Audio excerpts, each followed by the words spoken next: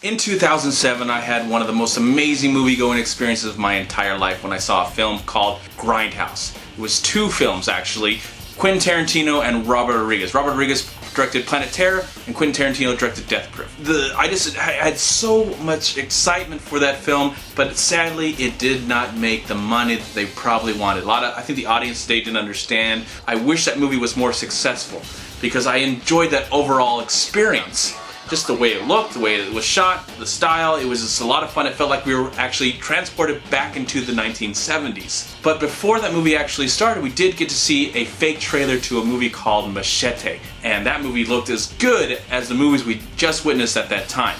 Luckily, a few years later, Machete was turned into a film in 2010 directed by Robert Rodriguez and starring Danny Trejo, a really great character actor that I've absolutely loved ever since Robert Rodriguez kind of put him in front of the camera. I know he had been working before, but I think before that he wasn't really a star. He was mainly just a character actor. But I think Robert Rodriguez, who I believe is somewhat related to him, actually put him out there and said, I want you to be the star now.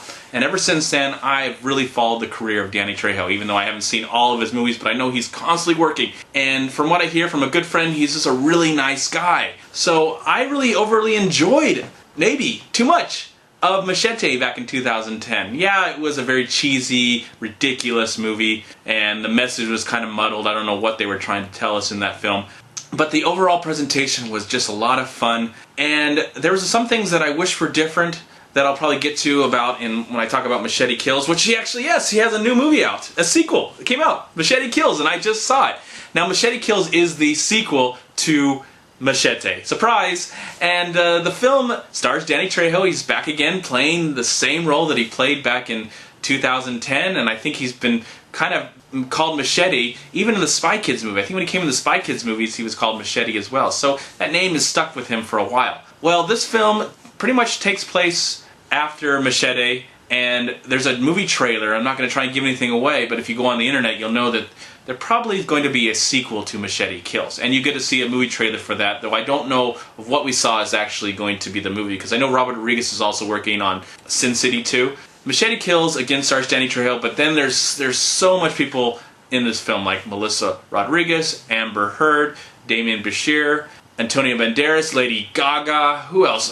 There's just too many people. Oh, and Mel Gibson. Mel Gibson returns. We haven't seen that guy in a movie in a while, or a big movie, at least I haven't, because he's had such a weird checkered past. That guy just needs to keep his mouth shut and act, because I love him as an actor, but his personal life has kind of gotten the better of him, and it's kind of sad, because in a film like this, hopefully it can remind us of why we love Mel Gibson. And I have to say, it kind of does, because when Mel Gibson shows up in this movie, he kind of steals the film from Danny Trejo, because this film is, again, utterly ridiculous and just crazy. This movie is insane. It feels like the filmmakers to this film had a script and they had ideas and they just said, whatever sticks to the ceiling, we're going to use it. And I think everything stuck to the ceiling, because this movie is so convoluted. It's so out there that I forget even what the movie's even about or what the whole message of the film.